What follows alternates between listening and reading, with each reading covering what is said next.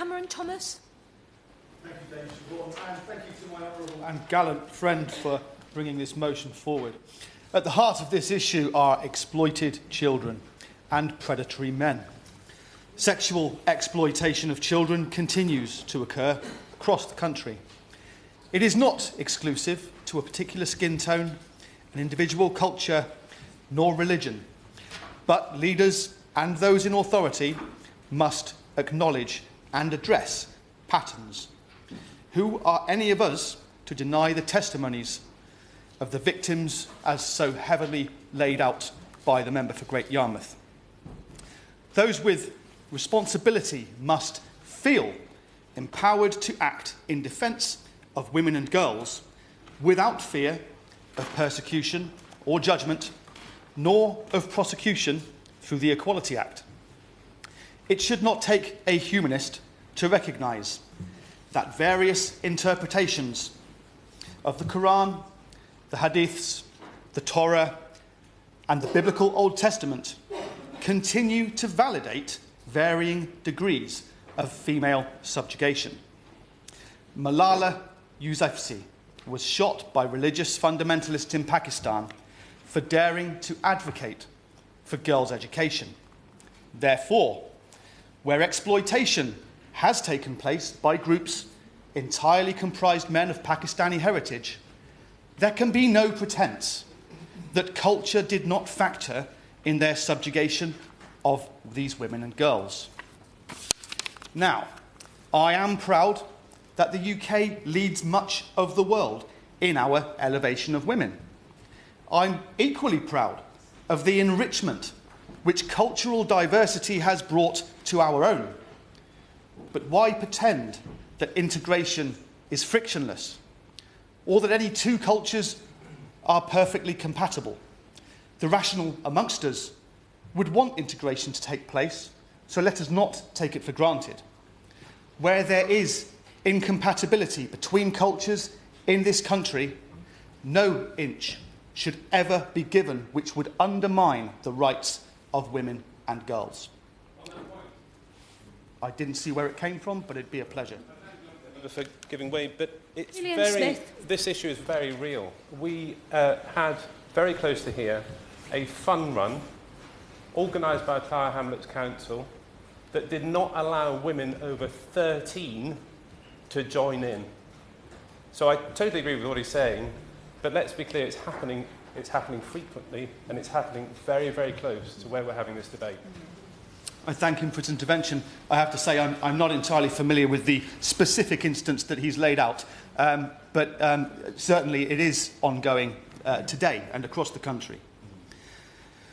The reasonable amongst us must not avoid these uncomfortable societal issues. We must never leave the floor open and unchallenged to racists and white supremacists who unfairly denigrate demographics at large for the crimes of a few. It is the absence of reasonable voices, in the absence of reasonable voices, that this issue has been weaponised by the far right and deployed by their propagandists to sow racial, cultural and religious division. I will. Hannah Spencer. As has been raised, these women and girls, why were they never believed? I have had one constituent whose sister was a victim of grooming gangs and tragically died from HIV contracted as a result of that abuse. Another constituent wanted me to be here today because all too often this conversation is dominated by men. And the women who were sexually abused and exploited as children by grooming gangs deserve to have their voices heard. Spencer, if you could sit down. Thank you. I appreciate that you're very new to this House and it's great that you're at this debate. And I am noted that you will be making a speech later and there will be time, but what you're doing at the moment is having an intervention. So that needs to be really brief.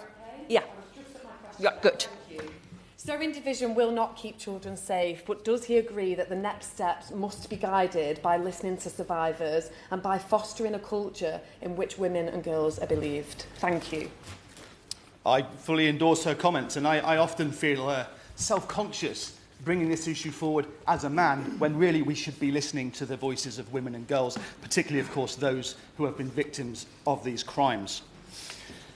Victims of domestic and sexual abuse, exploitation and trafficking deserve to be treated with compassion and with sincerity. Their tragedies should not be a foundation over which clamber opportunistic and ambitious politicians desperate to score political points over their opponents, as did the Conservative Party in January 2025.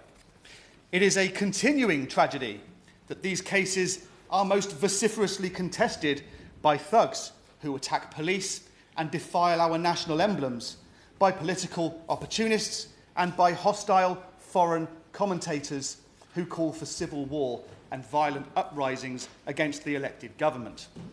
They rarely, if ever, consider the victims. Social media commentators periodically ask me, "What are you doing about grooming gangs?" They never ask me what I'm doing for the victims. Elon Musk's interest in the 2024 summer riots and the unimaginable crimes they followed was not in the protection of women and girls. Rather, it was based upon his apartheid nostalgic white supremacism. Musk's concern for women and girls only extends to his own attempt to exploit them, as evidenced through his reluctantly public exchanges with sex-trafficker Jeffrey Epstein. That brings me to the member for Great Yarmouth, and again I feel self-conscious for delivering this from behind him. Despite Musk's relationship with paedophile Jeffrey Epstein, the member for Great Yarmouth continues to publicly court him, and last year he was paid £40,000 by Elon Musk through his platform X, the same platform over which Musk provoked those riots in 2024. In closing, Dame Siobhan, let us bring forward this motion. Let the evidence show that I'm sure most sexual abuse of this kind does occur within the family, but let the evidence show where it does not, and let us act upon it as one.